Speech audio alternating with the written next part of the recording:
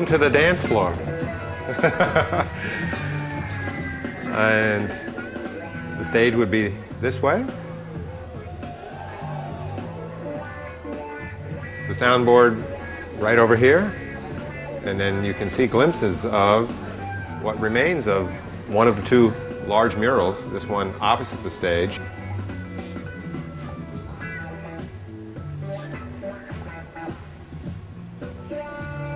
What else can I tell you? Larry burst through the door one day and said, I know what it is we're going to do next. And I said, what is it? And he said, an environmental nightclub in New York City. It's going to be great. We're going to bring fun back into activism, and it's going to be called Wetlands Preserve. And I said, so tell me more. And he said, I'll have to get back to you. I'm still thinking about it.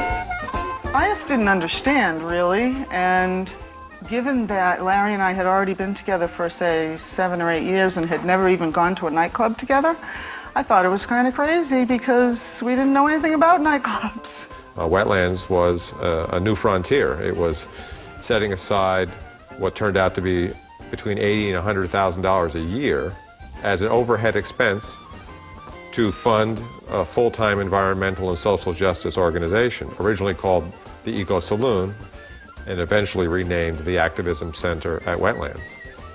Okay, the Activism Center, which was then called the Wetlands Preserve Environmental and Social Justice Activism Center, we eventually shortened the name because it's a bit of a mouthful, was a multi-issue, developed actually into a multi-issue activist organization that covered everything from human rights issues to the defense of rainforests to working on protecting the environments of North America to defense of animal rights, solidarity with indigenous people, defense of political prisoners, just a really wide range of issues with the idea that really all of these issues were interconnected, really represented one struggle for a world where corporate greed wasn't running our social and political agenda, where things were valued beyond their economic bottom line, and where basic justice, dignity, and environmental sanity were the values that governed humanity. When the people lead, the leaders they will have to follow.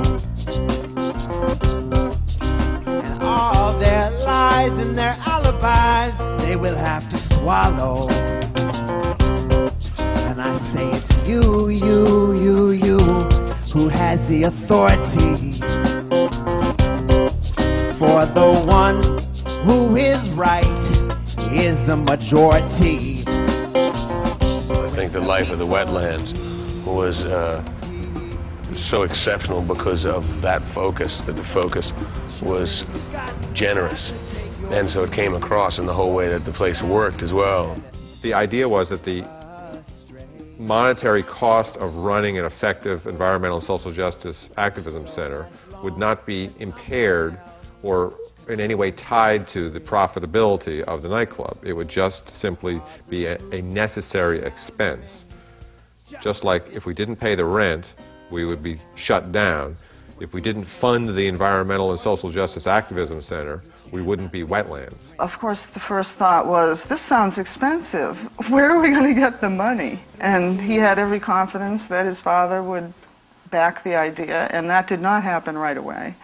I mean, his father was less than enthusiastic for quite a while. Once he declared his willingness to do that, that put everything in motion. You know, sell the house, find a place to live in Southern Connecticut, you know, go to New York every day, you know, find a space where a nightclub could exist, and on it went. In the late 80s, the club scene had not felt the effect yet of the future years of Giuliani restrictions and clampdowns. It was a pretty wild period. There were a lot of big dance clubs like Limelight, which is still around. Now it's called Avalon. And there was also Tunnel and Palladium. And lots of screaming people, lots of crazily dressed club kids and celebutants making the scene, looking for publicity, being outrageous. When Larry and I first started going to New York City to look for club space, I was roughly 7 months pregnant, very obviously pregnant, no way to hide it. And our realtor would put us on guest lists for the inn clubs. I remember the Heartbreak was one of them, wasn't it? And so we would show up, and we just wanted to see the inside of the club, and we would be on the guest list, and people still would not allow us. They wouldn't even look at us because we were not the image of what they wanted in their club. The idea was to create our own space with our own identity, and so it was a matter of looking at neighborhoods where you could take an existing space that was for rent or for lease and make it into a nightclub. And that crossed out about 85% of Manhattan. Tribeca was one of those neighborhoods where it was an M1 manufacturing zone where it had mixed use space, where you could locate a nightclub. I moved to Tribeca in 1974, where it was not called Tribeca. It was just an area that was abandoned by most of the butter and cheese guy and the vegetable guys who moved up to Hunts Point. And the owners of the buildings around here, for the most part, were going to either try to sell them, or the city had planned really to tear the area down. But then the city went bankrupt, so people like myself and others bought the buildings. There was nothing down there back then. It was all, you know, one of the art galleries. There was no restaurants. There was nothing. Robert De Niro hadn't discovered Tribeca yet. Old kind of warehouse industrial buildings which would have been abandoned in other parts of the country and torn down and turned into a parking lot. In Tribeca, we found new uses for it. We looked at a lot of spaces. This is the one that Larry got excited enough for me to come down with my child on my hip and look at the space. You know, before 161 Hudson Street was the Wetlands, it used to be Majestic Paper. And I used to work in there. When it was a Majestic Paper, I used to work the platform. I was a longshoreman. I used to be on the docks over there. You see how the trucks used to dock up right up to there? I used to do that. And I used to sleep in the basement on piles of paper. And then you played in the band? And then I wanted to play, and I slept on the pool table then. I like the paper better. The paper's it's more comfy. I wanted a place that had lots of nooks and crannies, and I wanted a place that would have at least 2 levels, meaning like a downstairs where there'd be a lounge. I mean, that was part of an idea before even looking at a space. Didn't want a place with a traditional, you know, long rectangular room where one end would be a stage, the other end would be a bar, and everyone in between would be sitting or standing, and that would be the nightclub. I remember a place that had a lot of different spaces, a lot of different rooms and stuff like that. Unusual for a concert facility, where you could still, from every place you went, from every little nook, you could still see the stage somehow, which was kind of cool. Well, we wanted to have it downstairs to add intimacy, to add an alternative place or places to experience the club. And one of them was the downstairs lounge, originally called the Inner Sanctum.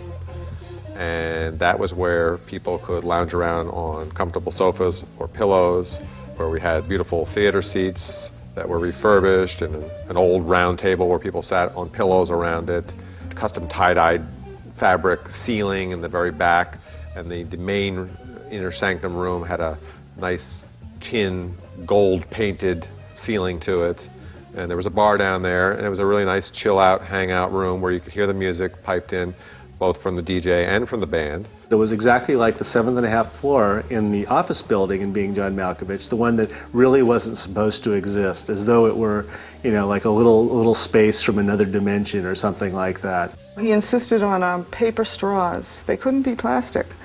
And they were really hard to find, and they didn't work well. You know, you put a paper straw in a drink and it turns people to didn't mush like pretty quickly. You're right, people hated them.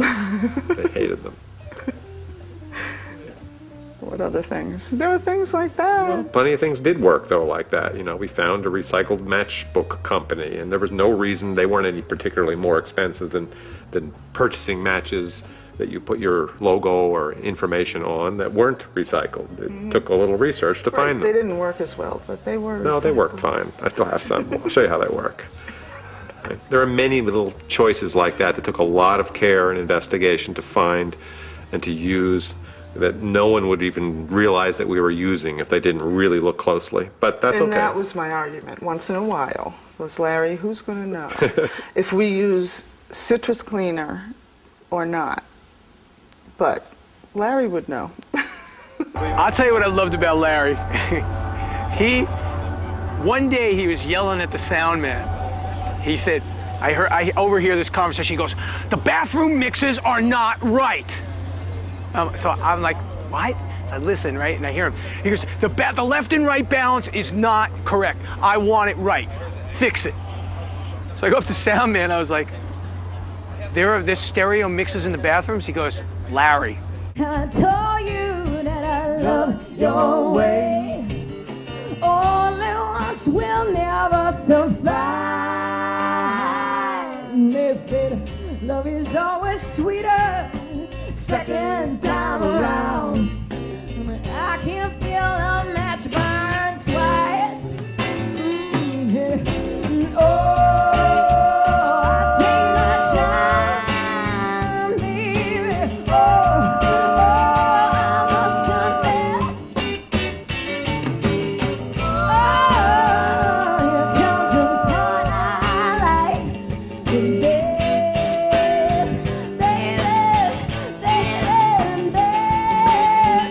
best, I just saw the little Volkswagen that they had. They used to sell merch out of. I just saw that they got it at the Rock and Roll Hall of Fame. Yeah, I took the air out of the tires. I took the air out of the tires out there. You did? Yeah, sure. That's so bad. Ah, it's only air. I thank the Lord above that the woman did the loving over me, yeah.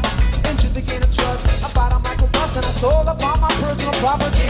VW Bus, I wanted to have it to be functional as a place where a person could sit inside, could provide information, could answer the phone, eventually went on to sell tickets, sell merchandise, facilitate the information that's right next to it there, called the Earth Station, where there was a whole array of environmental and social justice literature. I used to have a bus like that. It used to break down all the time, and that's what I remember the most about the place, really.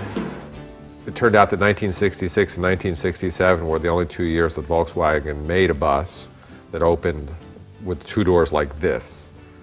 So a search was embarked upon to find such a bus, and it was a great search that was mostly conducted by Laura and her family. We found that bus, and it was in a field in Concord, New Hampshire. A woman was going to sell it to us for $200. My dad got a flatbed truck from my cousin. We drove up there, and when we were taken to the bus, it was all shot out. And the woman who owned it didn't even realize that somebody had shot out all the windows, and she felt so bad she gave it to us for nothing. It went back down to Easton, Massachusetts, where we did auto body work on it, cut the end off, fixed all the windows, and then got it ready. It went to New York, painted basic white, and was installed that way, and then painted in the club. I think Tim touched every wall in the club and every heart in the club that he came in contact with. His artwork was everywhere. I mostly remember the bathrooms. They were my most wonderful discoveries whenever he redid them, which was several times. And each time it was, another mind-blowing psychedelic, overture. Most of the club owners I met were, till that time, had a little sleaze factor to them. I don't know, it's just, They were like business guys, you know. Larry, I looked like, was like, this guy's a fan. Wetlands tie-dye shirt, shorts on, long hair. Like, this guy's like, just came from the Grateful Dead show, you know, opened up a club. Well, I think one of the early charms of Wetlands is that the team that was assembled early on, the team that was assembled prior to even hiring the full staff, about 10 of us or so, none of us knew what we were doing. And went in for the interview, and Brian saw my resume, whatever. Larry just looked at me, said, "When's Jerry Garcia's birthday?" I said, "August 1st. He said, "You're hired." I never thought that I would ever be booking bands, because when I was a DJ, I hated bands. You know, bands used to just mess my whole night up, you know, and because I would have to start over with the crowd, or the crowd, you know, the people that liked me would leave because they didn't like the band, or, you know, so it's just kind of funny that I ended up loving bands. So I went in there and for the cattle call, and I just remember walking in there and seeing all this like wood paneling on the, you know, this VW bus, and I was like, oh my God, what is this? And then like the lamps that were just like these Holly Hobby hat lamps, or that's, we always call them Holly Hobby lamp. They have like these little fringe, and I just was so desperate for, you know, and I got hired, so I stayed, and 13 years later, you just never know. You just never know. We were above, you were standing underneath us, we were not yet lovers. Dragons were smokes, bumblebees were stinging us, I was soon to be crazy. Eat, drink, and be merry, for tomorrow we die. Eat, drink, and be merry, for tomorrow we die. The first night being what was originally going to be Friday nights with Walter DJing, called Wetlands Flood. That was the name of it. And it didn't last too long. We found that live music was much more compelling and popular to hold in the space. And Friday night being a great night for it, we changed Fridays to be live music as well. But that was the first Friday that we were open to the public, was Wetlands Flood, Friday, February 16th, 1989. They wanted us to open the whole thing, and then they got New Potato Caboose. Pretty sure I was there for New Potato Caboose that first week, you know, and that was a full house. They were the happening Deadhead-related band of the time, so it was about, you know, about as big a score as we could get, you know, for a brand new place. Walked in first time, I just remembered distinctively that waft of hot air just coming in. I was like, whoa. And then seeing barefoot people dancing in the eco section, I was like, they're barefoot. I've never seen anyone in a bar barefoot before. I thought it was pretty cool. It felt like a weird anomaly in New York. It was like a place that when you went inside it, I don't know, just like, it was very un-New York, something about it. It's like walking into another place or another universe within the city. We came from Colorado as, you know, as a hippie band from the country, so to speak. Kind of feeling like the Beverly Hillbillies coming to New York for the first time. Got to the Wetlands Preserve, and it was like home. Couldn't believe it. I guess it was okay to be a hippie at Wetlands, and they didn't get the memo that hippies were over, you know, like, as well as dinosaurs and, you know, a lot of old things. But that's what was cool about it. It kept, you know, Woodstock and the spirit of Woodstock going. It was a place where you could just come in a flannel shirt and Birkenstocks, even if you're a guy. Well, when I first came to New York in '89, I was hearing about this club downtown called Wetlands, all these hippie bands and people smoking weed inside the club. And I was like, let's go check it out. That's the first place that I played in New York. And also the first place that I saw that there was like completely blatant pot smoking, that no one was even trying to, like, you know, be undercover. And I was like, whoa, man. I mean, I had heard about this place, but I couldn't believe I was actually seeing it, you know. It was so funny, man. I remember being so stoned once that I started a song and then couldn't remember how it went. I got suddenly overwhelmed by paranoia. That I'll never forget. I couldn't remember how the song went. It just was in an endless loop.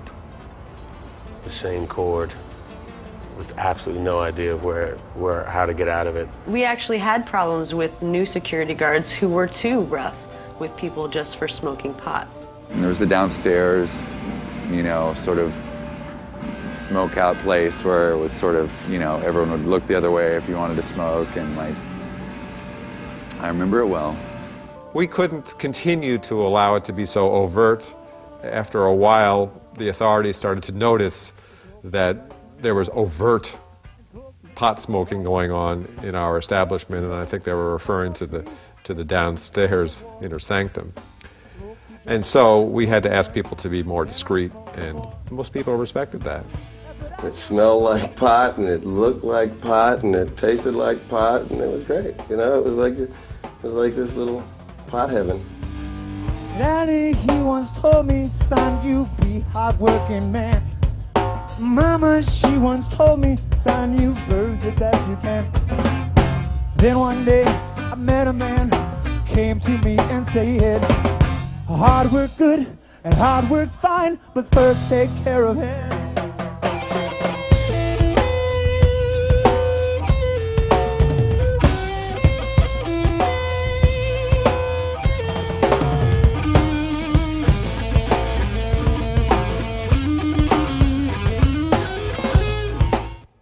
It was just a simmering cauldron of jam band activity. And that was its reputation, and that was what it really was.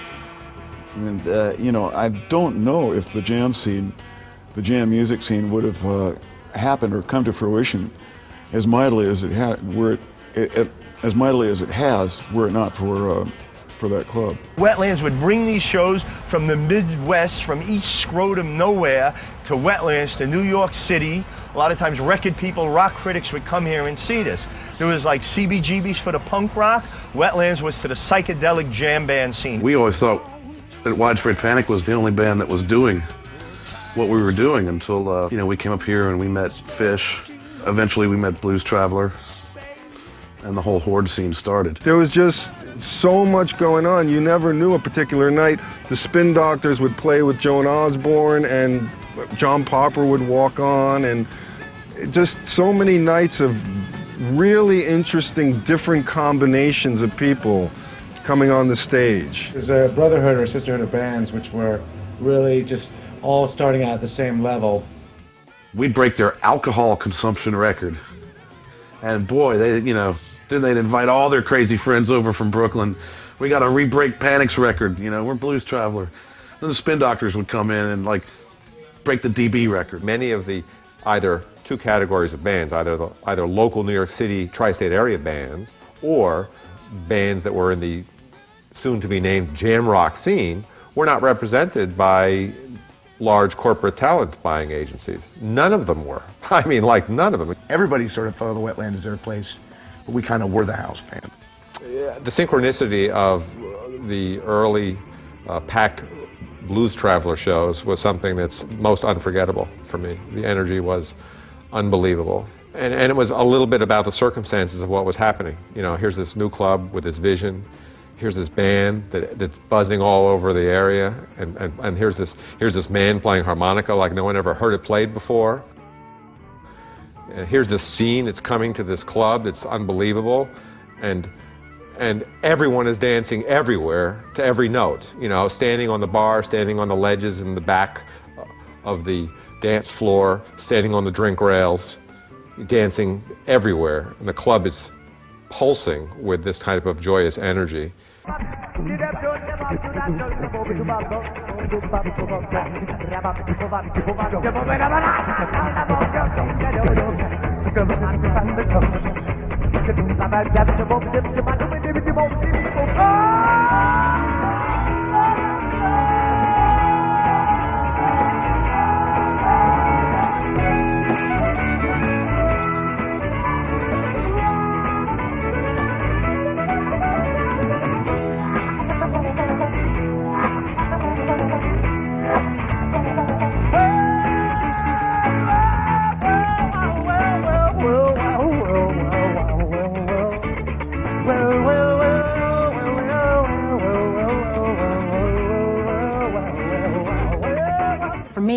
that kind of music didn't really inspire me so much, but there was so much love and dedication to what they did that, and the whole vibe was just really, it was nice. It was really a good scene. I remember this one evening, Blues Travelers played for I don't even know how long. At the very end, they said they were coming out, I don't know, maybe their 5th encore at 5 o'clock in the morning, and they said, we're gonna beat Jimi Hendrix. And they played some song, maybe Johnny Be Good, and at the end, Popper and everybody on stage, after beating the speed of Jimi Hendrix at this particular tune, they all fell down on stage, and all 600 or 700 people in the club spontaneously fell down, all lying on top of each other, soaking wet, all screaming in orgiastic delight. On a busy night or on a weekend night, the club stayed open often until dawn. I mean, because that's what people wanted to do. They wanted to hang out as long as the band had the energy to play, and then they'd hang out some more. Some of them just wanted to crash and stay there the whole night, and we had to wake them up off of the floor and usher them out of the club. So many clubs that you go to these days, the music ends and some jerk gets on the PA system and says, thank you, but the club is now closed. Could you get your stuff together and get out the front door now? Thank you, goodbye. And Wetlands was never, ever like that. Well, they always insisted on 2 sets or more by the acts that came through there. For all I know, it was based on the Grateful Dead playing 2 sets, you know. Second set was always the special set, you know. Nice break, good head break for everybody, and come back and you know, let the games begin. It was more like, well, how about a 75-minute first set, or 90 minutes sometimes. We usually ask for 75-minute first set, and then we'll take a 45-minute break, which was the customary break to allow the DJ to get people dancing for 45 minutes, no less. That was the way it was constructed, to have the DJ be an incredibly important element of every night. And then the second set would begin, let's say you're talking about a midnight to 1:15 first set and a 2 a.m. second set. Then we'd let bands play as long as they wanted to, and some of them would play until 4:30 in the morning. What time is it? 4:30. Something? No, just early.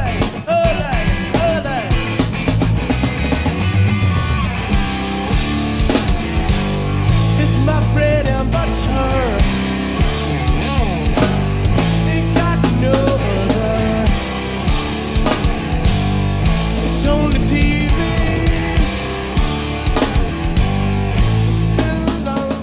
I went over to the Wetlands with our demo cassette, and Walter was like, nah, I don't think so, you know. And it took us a couple of months of like working around town and trying to work up to playing in there. So we kind of had to tailor the band just a little bit, you know, really to get through the door of that place. And I think that a place like that, this national club that a lot of people were coming through, I think a lot of people kind of moved their music in the direction of kind of fitting into the Wetlands as well. Even though most places at the time you would come in, you'd play like a 90-minute set and be done or something, Wetlands was having none of that, you know.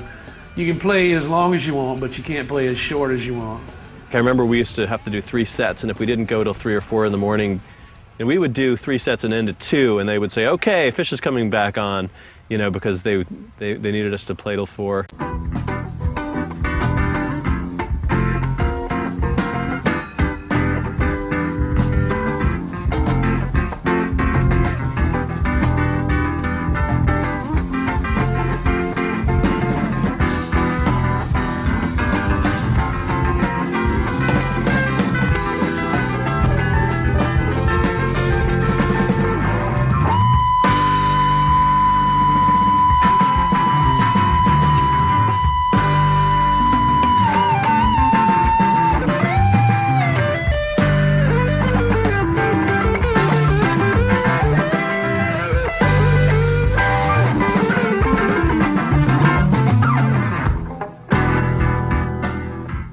My recollection is that when I was involved in the club, at least once a year, I'd have a meltdown and try to convince him that it should shut down.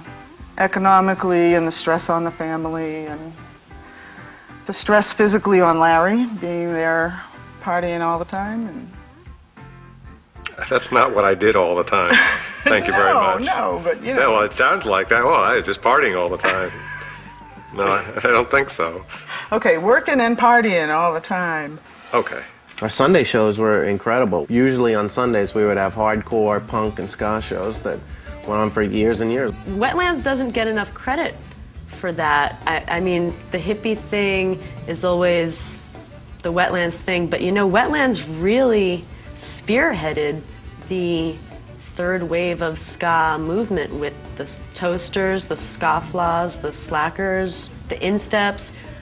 1989 on Wetlands was the beginning of the next wave.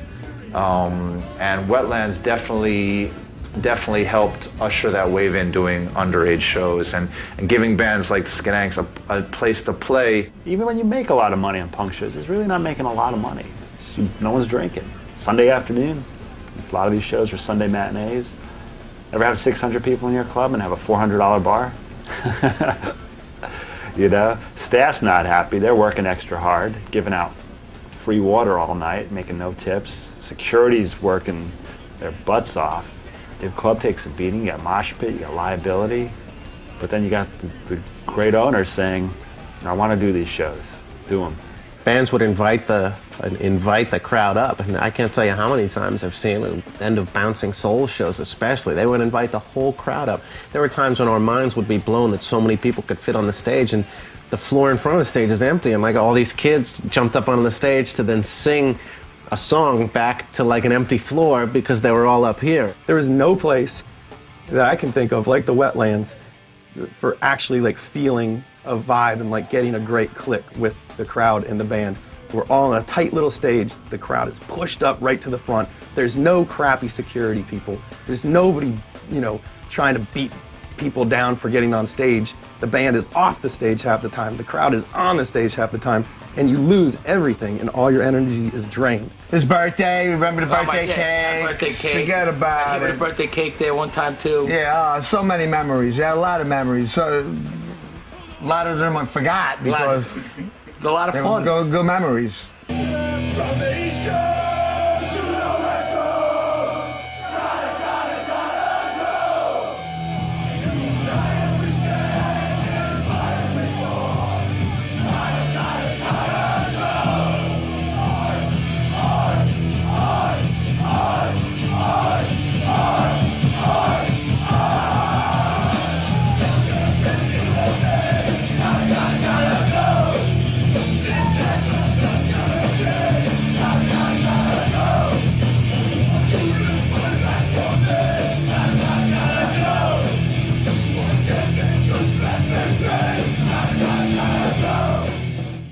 Dead Center, that was every Tuesday night at the Wetlands, and you got to see a different Dead band and a lot of people getting together from all over the place, Jersey, New York City, Long Island, getting together and just having a lot of fun and music and, you know, Wetlands downstairs and upstairs, drum circle, comfy chairs, alcohol, who knows what else, and just great music. The energy in the place was just incredible. It was like the Dead scene was extremely vibrant. There was a tour every 3 months that people could get excited about. There was no internet. So this is how you got your information. You went to the club and found out where things were going on. It was always a big crowd there, and some of the woollier kind of deadheads would come too, I suppose, because it was free, you know, the Wookiees, if you will, I don't know.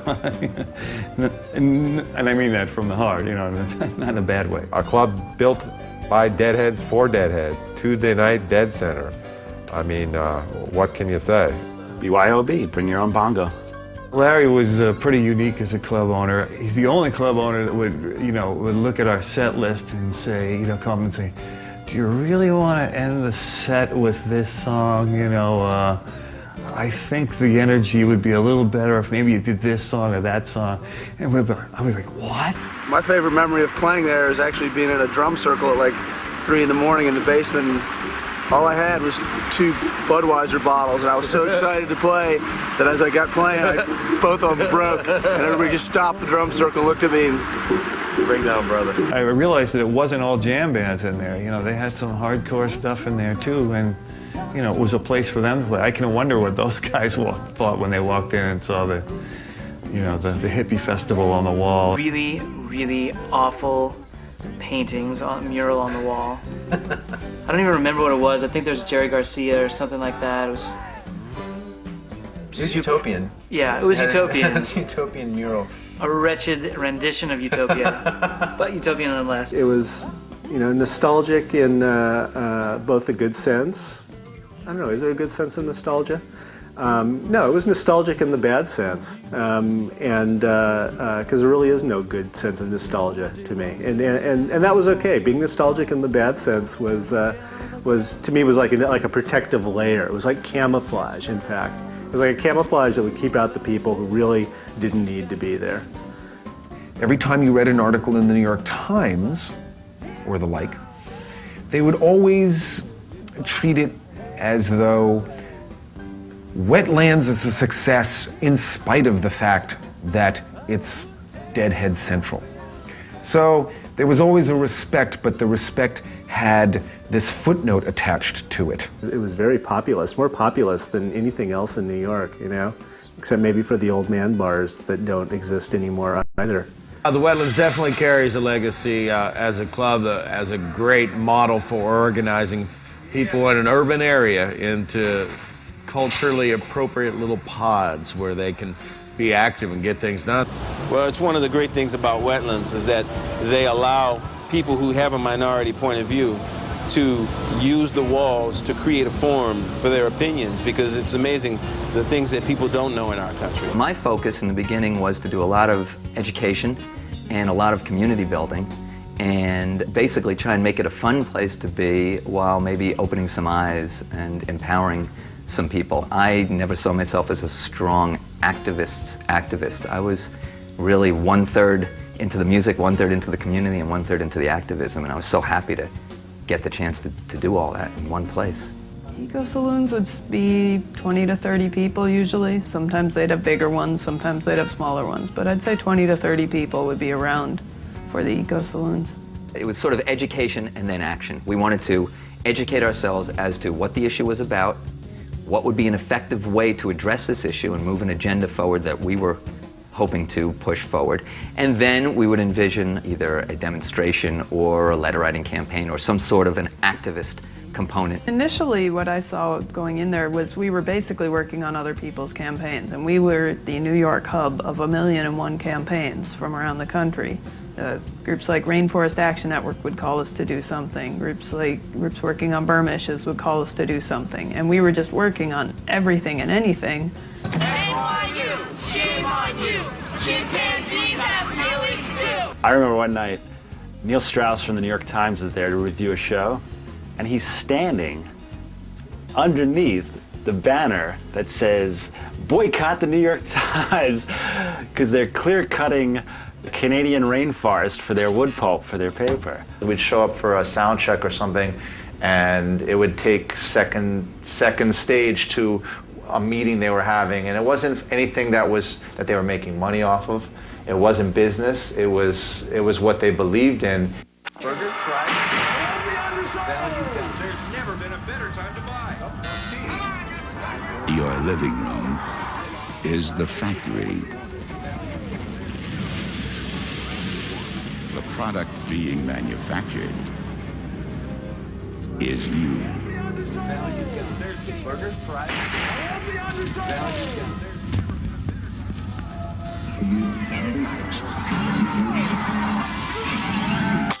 Music festivals, I think there were 2 annually in New York at least, the New Music Festival and CMJ. As we participated, we noticed a kind of evolution of what these events ended up becoming. Highly commercialized, you know, everyone gets bags of tons of plastic junk. That's the most memorable thing about a new music seminar, is plastic junk is like its legacy. Not even new music. The perception is that plastic junk, selling plastic junk and its plastic ideas is more important than actually the music, with the sponsors and the money and all this identity attached to corporations and things like that. And that's what it felt like was going on, not just at these music seminars, but to some extent in the music industry. And so the Brought to You by Nobody Festival was just a little tongue-in-cheek name for a couple of weeks of music by bands that were independent and didn't choose to play the game that the industry tended to dangle in front of them.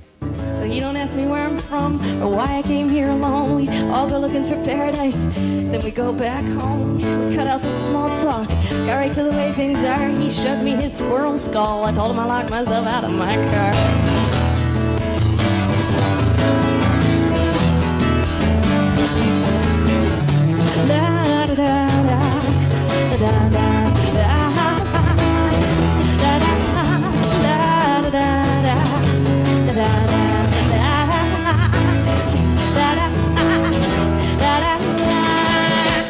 It was kind of the place to see music that very much fell into the none of the above category. We were like this oddball group with Definitely. crazy outfits on stage, and we were merging rap and rock in a way that wasn't heavy metal, wouldn't manifest itself once it became popular, like Limp Bizkit or Linkin Park and right. that. And there were very few venues where we felt at home in New York City playing, but the Wetlands is one of them. Oh, definitely. Yeah. Just developed our friendship with Cypress Hill from the get-go, and they wanted to be with us, and we wanted to be with them, and so it's like, let's do something. So we came up with this thing, I think probably with Sony, with their label, you know, to do a show at Wetlands. They weren't big in New York yet, but they were just breaking with How Can I Kill a Man, or one of their first singles, and they were more of a West Coast phenomenon. We saw that night, we saw Nicky D, Tim Dog, Busta Rhymes, before Busta Rhymes went solo. This is when Busta Rhymes was still part of Leaders of the New School. Dingo D and Charlie Brown from Leaders of the New School, and then all of Cypress Hill. You know, all these great hip-hop stars came on stage, and we were blown away. Our hip-hop nights would go, you know, from 9 o'clock to 4 in the morning, and they had so many performers. I can't tell you how many nights there. I wish I had a list of like, oh, it must have been 25 people performed tonight, you know, and most of them weren't even advertised. You know, it was like, oh, this has similarities to the jam band scene. That people would jump on stage and there'd be improv going on. There'd be these impromptu jams happening, and these nights would never end. They'd go all night long. That's the sound of EMS. Last Emperor KRS. Big Zach, you know the rest. Now we gonna come down like this now. Hold tight, all crew. It's sort of anti-Wetlands, and I can't believe that they had them play there, but the Murder Junkies once played there. And if you're familiar with the Murder Junkies, they are one of the sickest bands you've ever seen, like sick mentally. I'll never forget the first show I worked at Wetlands. I think it was the Murder Junkies, and the drummer took the drumsticks and he shoved them up his anus, and he then set the drumsticks on fire. So I was like, is this going to be like this every night? They're like, no. Other stuff that was going on in music around that time, you know, 90 to 94, was like super exclusionary. You know, it was sort of like there were cool kids, and then if you weren't in the cool kids, you were kind of out. In New York, it was like either you're a friend of the Beastie Boys or you're nobody, basically. We weren't friends of the Beastie Boys. Fishbone was probably the only band that could bridge the gap between the Sunday shows and the Saturday shows at Wetlands. They were a hardcore funk jam band. Dream assassination, I hallucinate cash. See you in it. Afraid of my own future, I'm disgusted with my past. Well. Wake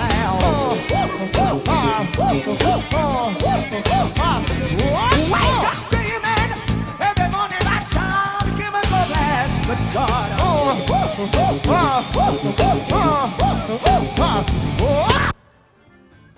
The thing about Tribeca in general is that floods, rats, all those things, it's just it happens at the Knitting Factory too. I mean, if you do anything in Lower Manhattan, like none of that area is actually like supposed to be land. Rats are very, very industrious, and we kind of coexisted with them. They didn't really come out when it was busy and noisy and all that, but if you were there by yourself at 5:30, 6 o'clock in the morning, or if you opened up the premises and came in at 9 or 10 in the morning, whenever, Sometimes you would encounter a friendly little rat who'd just be out. Sometimes they would hang out. Sometimes not so little. They're about this big. Oh, please. They were. Oh, absolutely. They were huge. They're sewer rats. They're not like little lab rats. That big. No, you've exaggerated this. They were very big. Sometimes they hung out in the van, in the VW bus for a while. Don't tell people about this. Oh, don't tell people about this? Oh, strike that. And I started working in the office and like answering phones and worked in the van, which I hated, the bus, which was just humiliating and demeaning, but I know it's like in the Rock and Roll Hall of Fame right now. Working in the van, basically you're a girl in a box who can't move.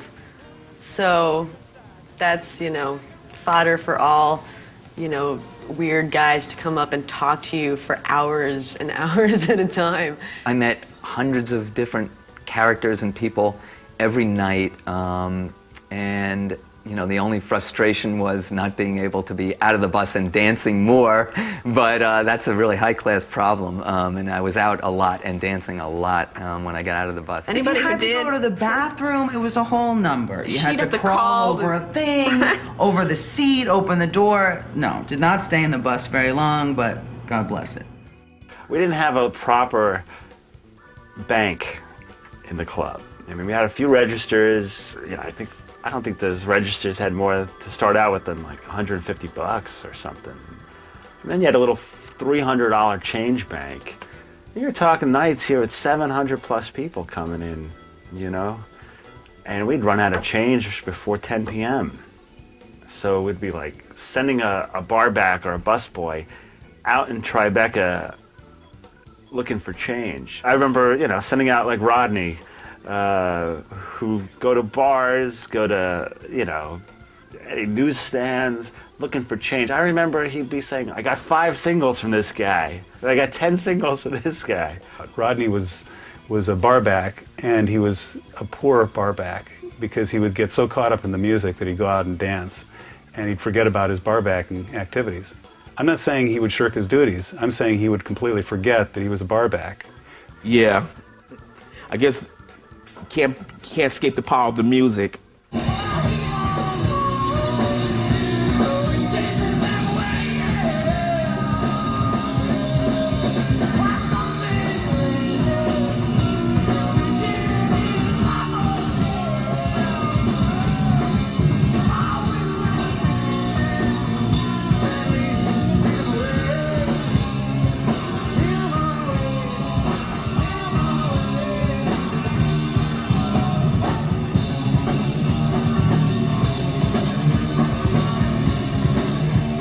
There's a couple things that have to be said about the Wetlands. First is the sight lines were so lousy. I mean, they were just like the place is memorialized up the wazoo, but like nobody could get their shit together to move the stage to a part of the club where, because literally the bulk of the people in the club could not see the band. Remember that there's never been a person that came to Wetlands that if they were hell-bent on becoming front and center, right in front of the stage, in the perfect place to see and hear the band, that they could make their way through the most crowded environment slowly and get there and experience that. And people did. I always said to people that complained to me like, the stage should be over here, it's too crowded. I said, think of it as you're in the jungles of Vietnam and you got to navigate through the terrain. Think about it. Scale the walls. There's ways to work the room. I remember Sean Dixon knocking my front tooth out. Oh yeah? Yeah. On the dance floor. Yeah, that was one thing. The dance floor was a little tight to go crazy. Yeah, it was a little tight. But I got the front tooth back in again. The stage was, first of all, always envisioned to be a low stage to create more intimacy, even though I understood that most stages were higher than our stage, and that higher would mean you could see the band playing better. But I regarded that as less important than, to me, the intimacy of the connection between band and audience, as well as a certain less ego, everything in the club was trying to be a little less ego-oriented, so to speak. And in a way, when a band gets way up on a pedestal, like a high stage, it becomes more like band worship. And I wanted to sort of stay away from that a little bit and have it be more like, you know, these are some people that are playing some cool music for their friends. It kind of defeats it, yeah, with a stage like that. It's great. Ego and music, like, why bother? If you own a venue and you put enough thought into it where you actually acknowledge that, yeah, ego worship, stage high and on the side, yeah, I retract everything I said about moving the stage. I remember a lot of people falling on to the stage and jumping onto the stage, and then I would just, you know, I was doing my own bouncing, you know, because I don't mind if they just get up real quick and then like jump on everyone's heads. But like people would get up and like try and, you know, like rock out with a band for a while, and I'm like, this is too small of a stage. There's no room for that. So they'd get the boot in the butt.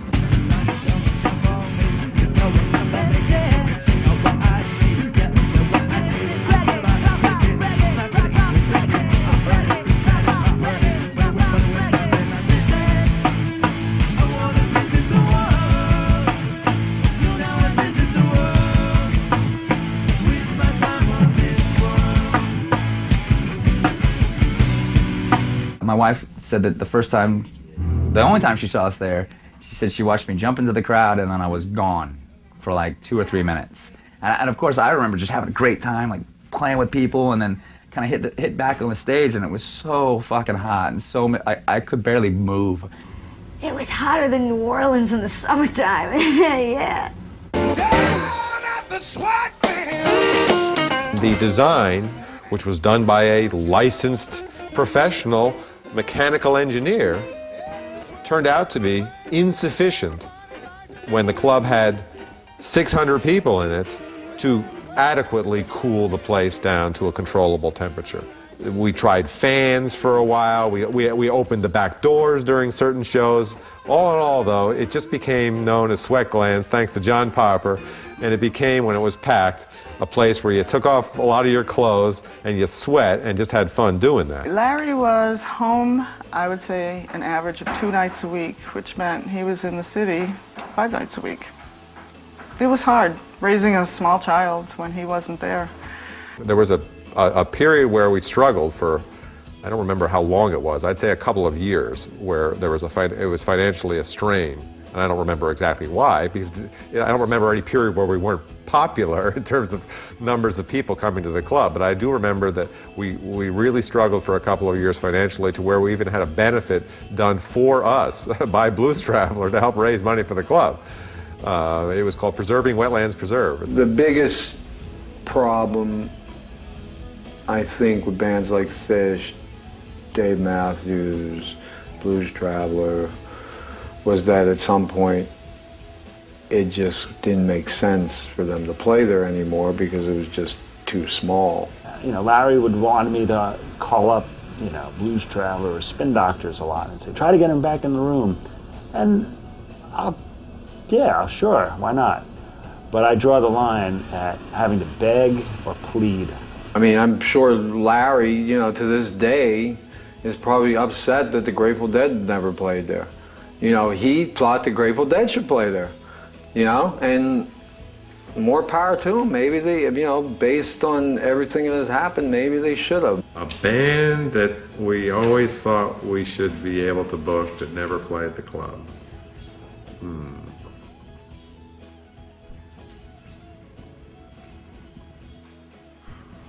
You mean aside from the Grateful Dead? Let's see. People always say, I used to see at the Wetlands. I don't know how many people actually saw me at the Wetlands or saw us play at the Wetlands, but I know a lot of people claim to have. I know we had big crowds in there, but I'm guessing that more people say they saw us there than actually did. If the Wetlands adhered to the legal capacity and never sold a ticket more than what the city of New York allowed, the club would probably have gone out of business in the first few years. But then again, no club, I don't think, adhered to their legal capacity. They're always far lower than what is actually sane, even. The legal capacity of the club, I wouldn't think would be more than 700, maybe. Upstairs, downstairs. I want to say it's 650. I thought that it was around 600, including the opium den. I would say 900. Are you going to tell me the right answer? The legal capacity of Wetlands was 389 patrons. No.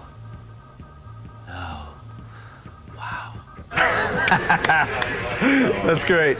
Yeah, so one night we actually approached 1,200 people.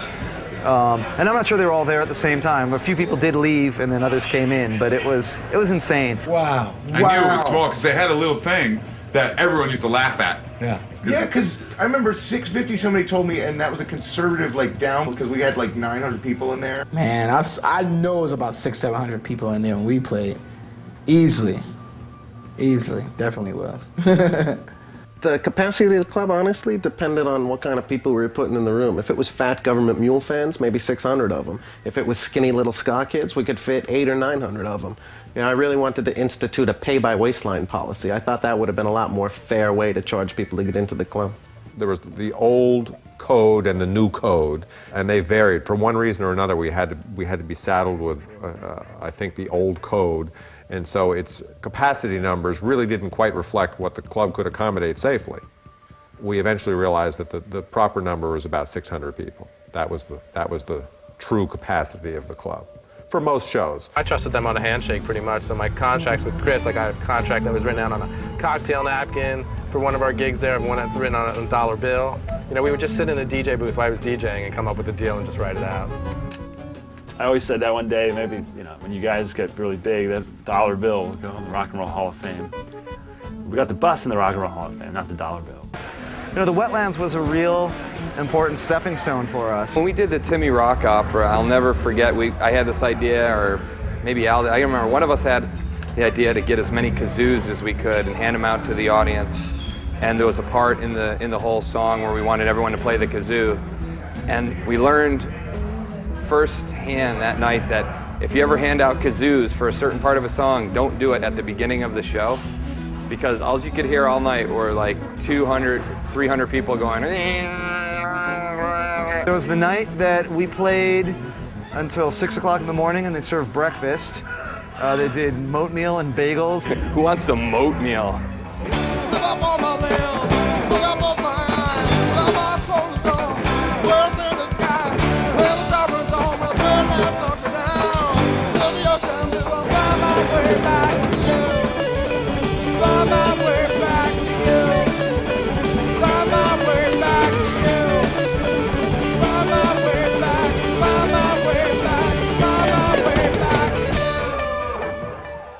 In the early 1990s, the New York real estate market was going through a transformation, and you now had this problem where residential development was smack up against commercial and manufacturing districts where clubs were prevalent.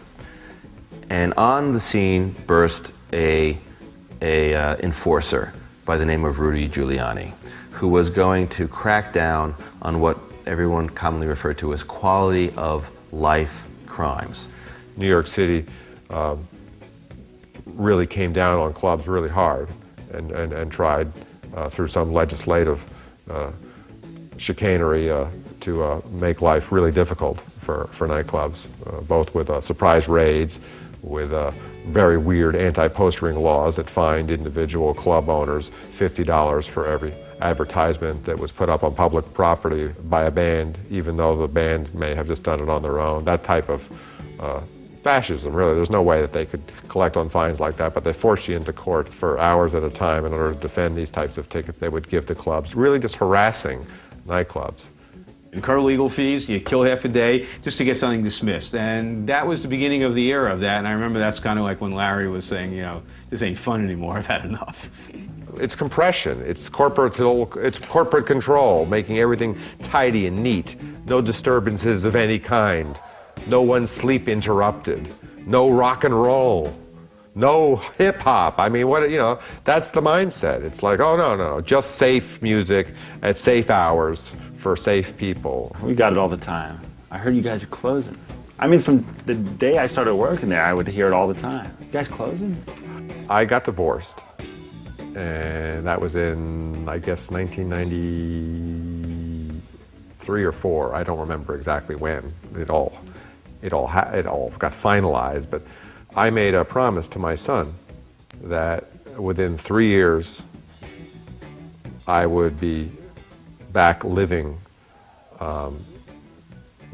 near where he lived, so I could be close to him while he was growing up. There was a time, yes, I thought Larry was just gonna shut it down like that. And it took just about those 3 years too. It was a process that I didn't think would happen necessarily. It wasn't clear that someone was going to be willing to shoulder the responsibilities, to contractually bind him or herself to a licensing agreement that would bind the new owner to funding the activism center at Wetlands to a specific amount and carry on the independent, no selling out kind of profile that what Wetlands was all about.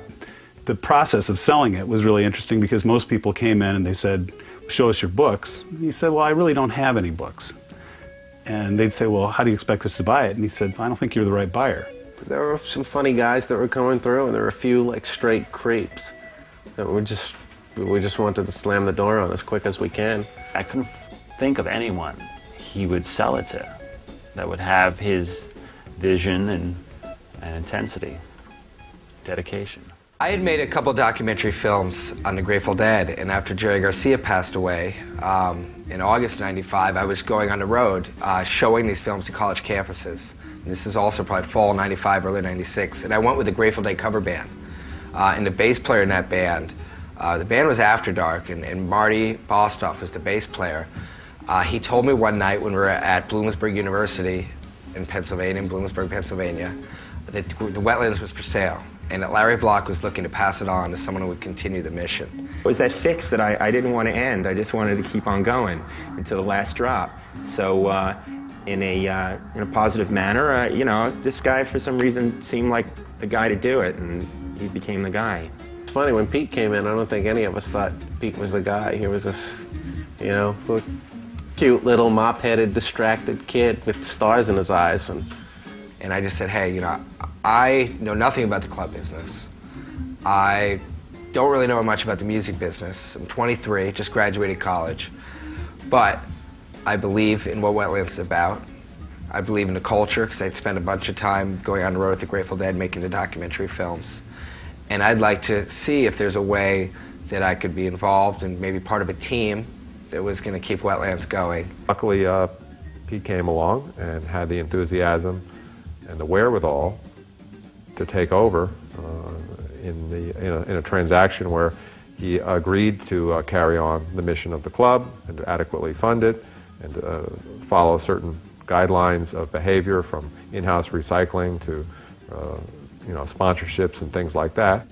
In exchange, he purchased the nuts and bolts stuff from the club for me. I only charged him for the value of the bar and the sound system and things like that. I love that story. I love that it didn't come, it was like a real bottom up kind of thing, a really organic way of taking over the club, and Pete meeting Pete and being like, yeah, that guy owns a wetlands. You're like, wait, that kid does? Because he's such a disarming personality, and I guess, man, I hesitate to use that word. Sorry, Pete.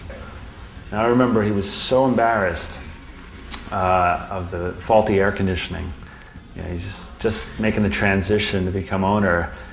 He was so concerned with the patrons, he was walking around with a little spritzer water spray bottle, asking people if they'd like to be spritzed. I said, if you can keep this up every night, you'll be the greatest club owner of all time. Not even Bill Graham spritzed people.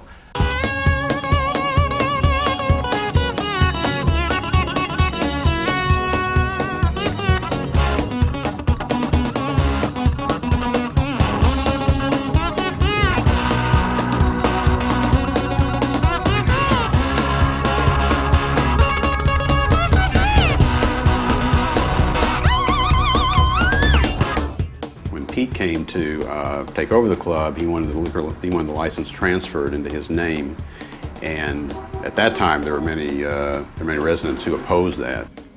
Oh, Pete came into the picture and he introduced himself. I'll give him credit for that. And he came in and he wanted to make nicey nice with the community.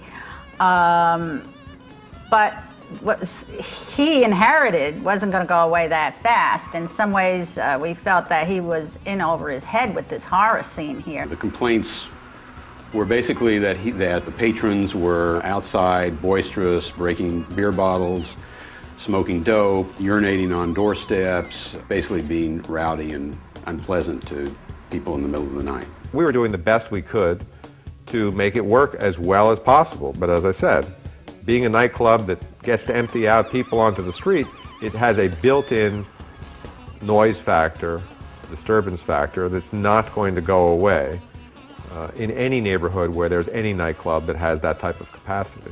We went to the SLA and we still had this problem of the mob scenes and the graffiti and everything. So we were against him, and then Anita Murray here in the building brought in a picture of Timothy Leary in drugs with Pete's face on it. The New York State Liquor Authority turned down our application for a liquor license from a transfer from Larry's ownership on the basis that Wetlands didn't serve food. And that is a technicality that's on the books that was never enforced. It had never been enforced for years. If we hadn't had the wherewithal to know how to go about getting a temporary restraining order and how to assert our rights, how for Pete to assert his rights in this case, there would have been no more Wetlands after sometime April, May 1997. As I recall, he won the transfer. It was opposed by the community board, and nevertheless, despite, I can remember at that hearing, despite the fact that he won, the State Liquor Authority granted him the license. He was still upset that there were people who were opposing him. How could we not practice what we preach? When you're a rock club, it's about protecting the environment. You know, there's a disconnect. If your community a block or two away is saying, hey, you're polluting our community while you're trying to save the rainforest in Costa Rica. I think that because he had called his opponents and tried to win them over, I think he was successful. I think the perception was that he was doing the best he could. And the pigs will try to make a statement with the ticket, but was abatement. But we kept it coming until the break of dawn. And we took the cops, they gotta break the dough down. And today, across the nation, don't you know it's the same situation? Y'all know what I'm talking about, right? You know, a lot of places be looking like a ghost town. But this time, New York City, y'all, will never be shut down. Say no, no, no! But the party ain't started till the speakers don't run down. Say the party ain't started till the speakers don't run down. Say the party ain't started till the speakers don't run down. The first thing I really wanted to do to the club, or the major, I think, change between my time and Larry's time, was really a musical thing, which was the downstairs lounge had always been kind of a hangout joint, a place for people to hang out and catch a buzz. And there were these beat up kind of couches. And I really felt, because Wetlands was kind of unique structurally upstairs, sight lines are not necessarily ideal, that it would be great to have a place downstairs when it was packed upstairs, to rather than just hang out, but to really have another musical room. Downstairs, you can go downstairs and watch some crazy metal band or something. It always happened downstairs, you know, you'd see like this acid jazz trio where just, you know, some music that you didn't know was going on in the world. Soulive definitely played downstairs first. We had been doing a lot of gigs around the city at smaller clubs, and, you know, after we did that, it really built up our following. In late 1998, we were fortunate enough to have the Wetlands Club let us come and host our weekly Sunday night jam sessions. And by that point, you know, our so-called movement was coming together. I mean, that's when all of us would pile 15, 17, 18 deep to a van. I mean, it's pretty much like the Middle Passage. We would rent 3 vans out, and then you would have a young unknown, a Jill Scott, come up from Philly to test out new material. One of the major things was like the jam sessions and getting to like play with people for the first time there for me. Like I got to play with Stanley Jordan and Melvin Sparks for the first time, Reuben Wilson. My favorite moment was Oteil and Woody.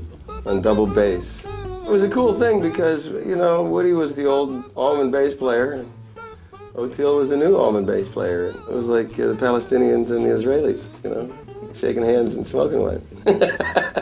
We booked the Power Jam, and we had advertised that there was a special super surprise secret guest at midnight, and it turned out to be Rodney. And then he did Smoke on the Water, and you got Alan Chuck from Mo trying to do Smoke on the Water, and Rodney just stopped it. Hold it. He turned to Alan, he had to give Al instructions. He showed him what frets his fingers should be on. And he's like, it's in G, it's in G. And then they rocked it out. And that's what I'm talking about! I do remember like being in the middle of a really intense jam at one time, and there was a kid standing in like the third row with his pants down on the ground. Just like pants down, like, you know, arms in the air, pants on the ground, you know? And he was just like out of his mind. The nice thing about Wetlands was the staff, the security, the bartender, they all were part of the family. They wanted you to play all night, just like the fans wanted you to play all night. They wanted you to go up there and do your thing as long as you wanted to do it. Well, I'll tell you, there were an awful lot of bands that didn't deserve it, that played past 4 a.m. Never met a hippie band that didn't think one more song ought to be played, and that song ought to be 39 minutes long. So, you know, there were many nights that there was, you know, a really lame crowd. It was 4 a.m. and the band's, we just got one more, and they'd play till 4:30. There were a couple of incidences where angry bartenders or barbacks would throw something at the stage, not in an effort to harm anyone, just out of frustration. During a Disco Biscuits show, it was probably 5 or 6 in the morning, we had a manager lose it, and he actually went to tackle the band. He was standing, we went and came out the back, and he was like, I'm gonna get him, there's no more, I got it, this is ridiculous. And I was like blocking him, holding him, he's like, I'm gonna take Brownstein, I'm gonna tackle it, get him off the stage. And I was like, hold on, he's like, I quit. And he never came back.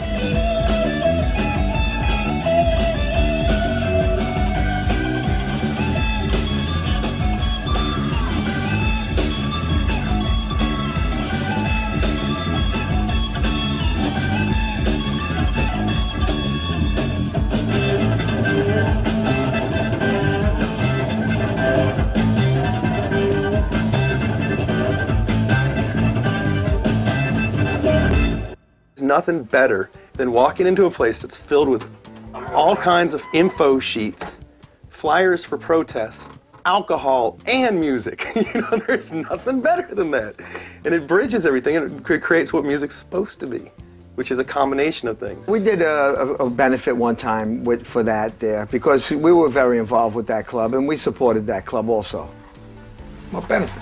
For the Save the Whales or one of those things like that. The whales, anything to save the whales benefit.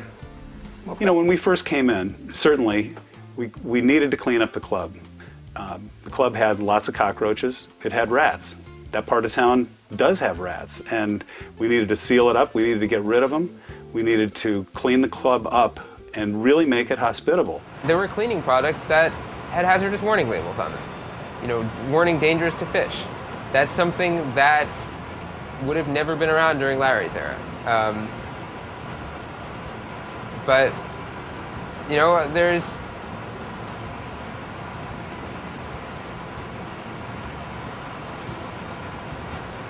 was a different era, but a lot continued to get done. And it was targeting Mitsubishi on forest abuses all over the country. And it started out, we'd have a few little protests. We were targeting the Whiz electronics stores. We were targeting auto dealerships. And we even targeted the Mitsubishi corporate headquarters here. And that was my very first direct action, was climbing up on their awning and hanging a banner. And we were up there maybe for an hour, hour and a half before they came with the cherry picker and got us down. We had banners, we had costumes, we had theater, we had face paint, we had fake blood, we had people chained to doors, we had people climbing towers and dropping banners. It was a real, I mean, we believed that what we were doing was theater. The last thing we wanted to do was have a bunch of bored-looking people holding signs, repeating a chant numbly, waiting for the thing to end. I mean, I remember one time they were doing a protest in front of the Canadian consulate for protesting clubbing baby seals. And they decided they were all going to dress up as baby seals and have blood splattered over them. They had the masks and the flippers, and this was like choreographed. Like, they had meetings where they were just like, it was like a theater. We go in front of Macy's and have bloody fur sales, where we took a kiddie pool and filled it up with fake blood, draped it in fur coats so it looked like this pool of blood leaking off the coats. Then had people dress up in tags that said Macy's Fur Department, had people parade like runway models in front of the little store that we had set up on the street with these bloody furs, and then offered people free fur coats drenched in this blood. And basically like had like street hawkers like, get your bloody furs right here at Macy's. Not surprisingly, no one ever took a coat. It was nerve-wracking sometimes, because that Wetlands was the place. Really, if you were of left-center politics and wanted to really make a change and believed in direct actions and these things, right, and you wanted to make a change in the world, that was a place where you'd probably hold a meeting. You weren't going to go, where else would you go? But it was not my place. I never really, to kind of push the political orientation of the club, or the environmental center, because I kind of felt I was almost a caretaker. My job was really to keep the venue going and have them have a place to meet.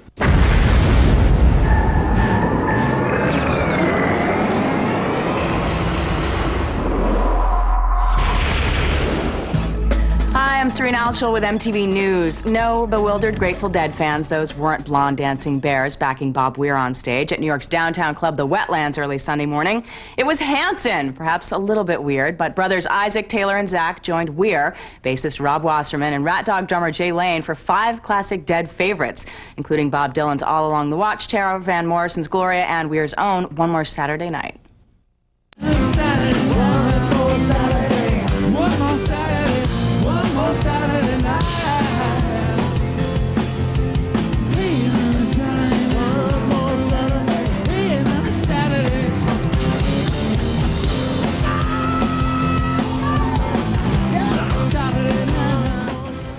When the 10th anniversary of the club came about, I really wanted to come up with the most unexpected, unanticipated combination we could come up with, because that would say a lot.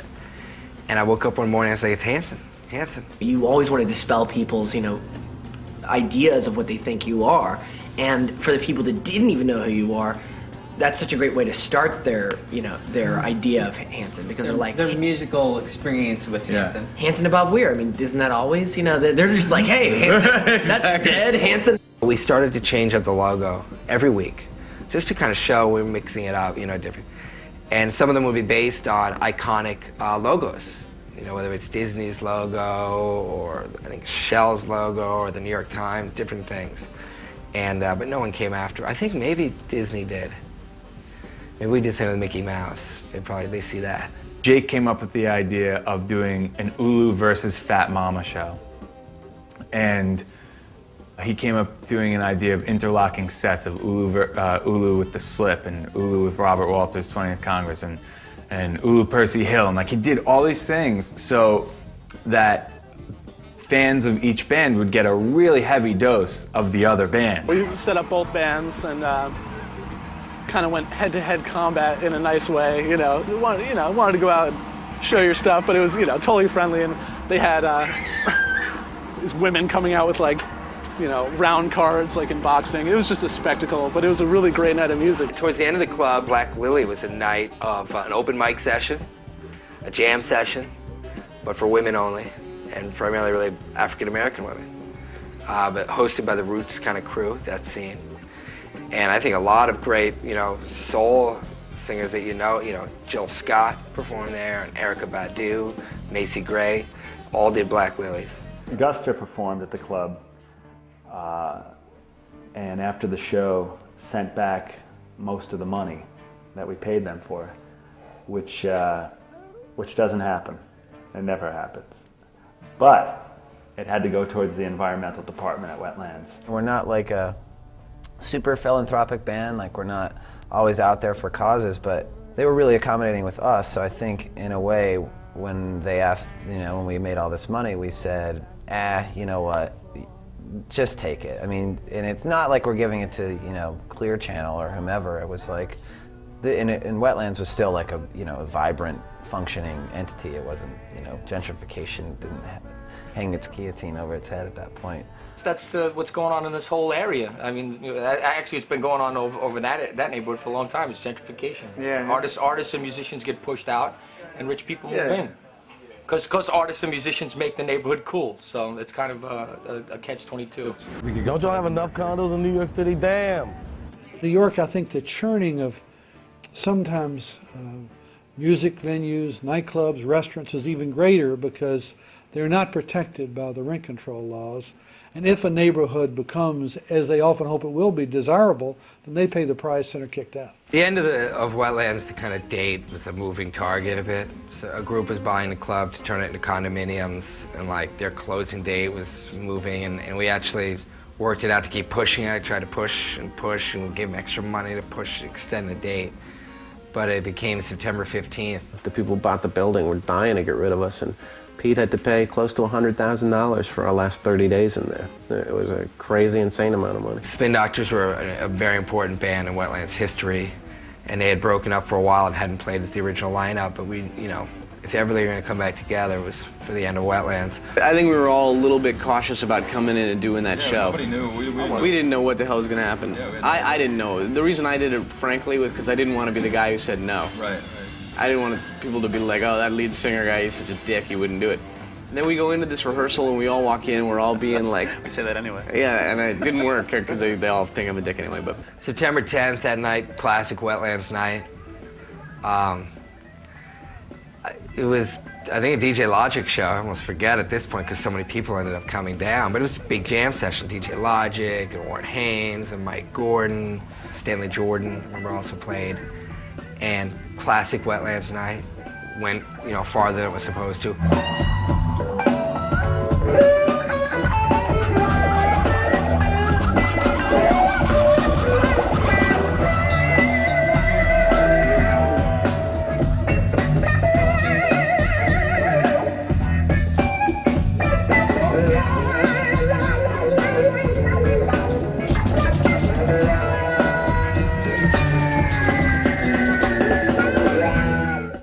That was just 7 hours before the towers were hit, you know, a few blocks away. I lived in that neighborhood too. So, and then that ended up being the last night of Wetlands. I was in town the night of the 10th to receive an award, and then woke up the next morning and all hell had broken loose.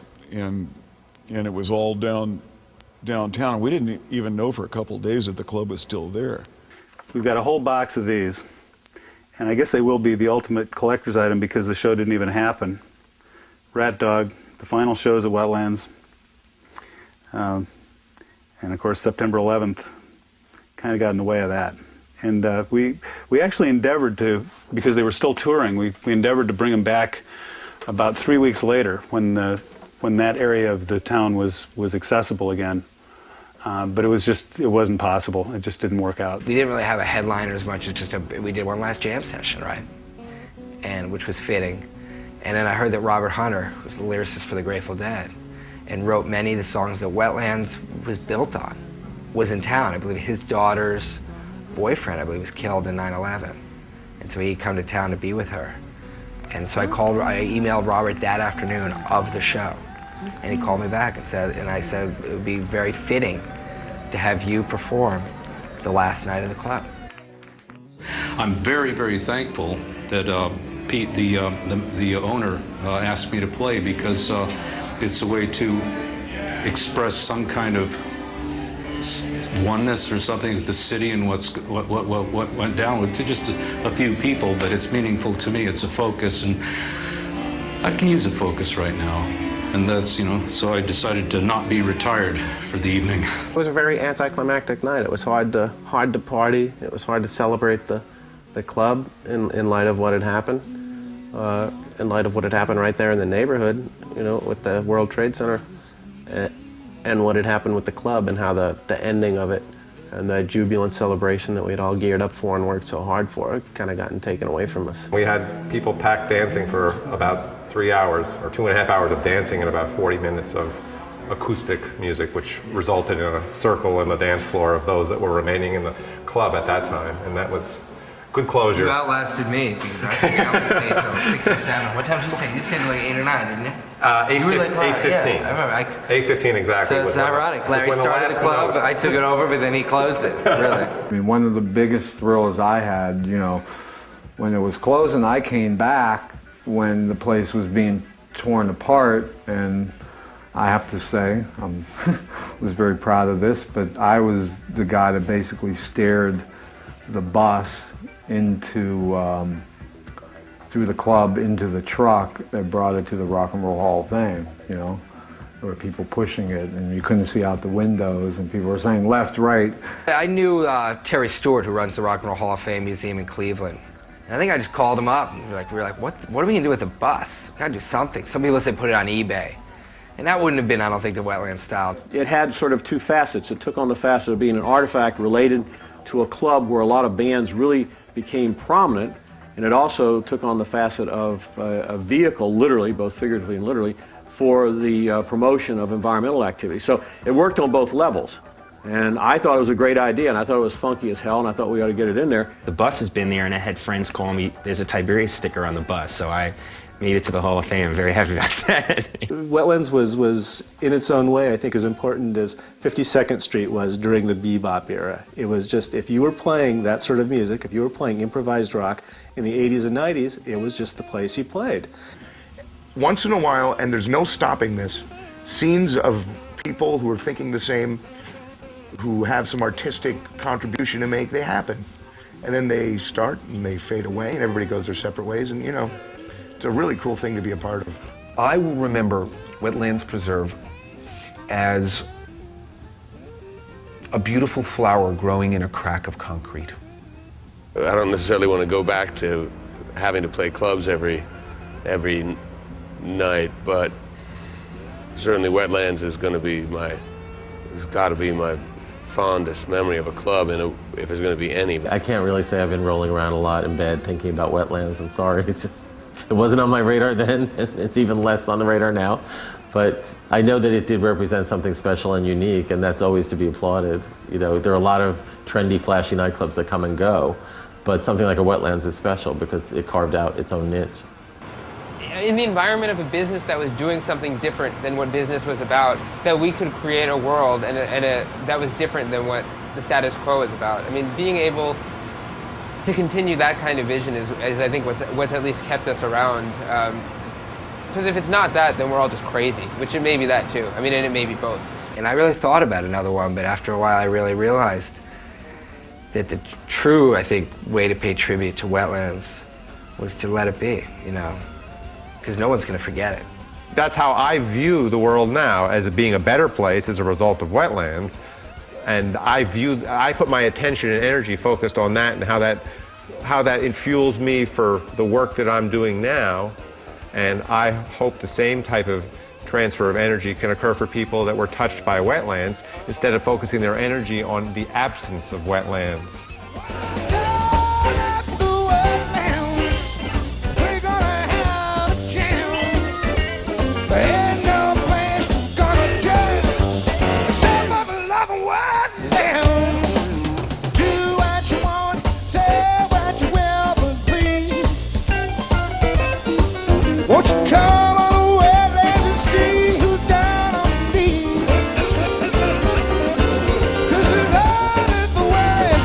We're gonna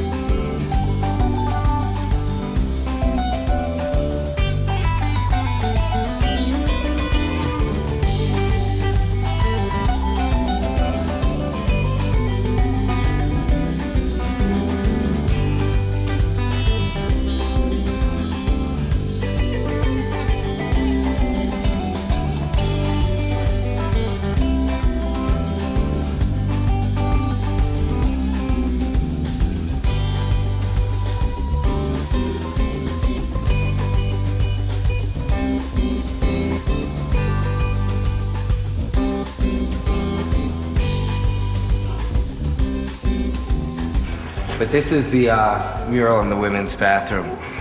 But there's not much else around. This is about all that remains of Wetlands. So if you're ever down at 161 Hudson Street, you can come knock on the door and come in the basement and say, I want to see the women's room. And that's what it looks like.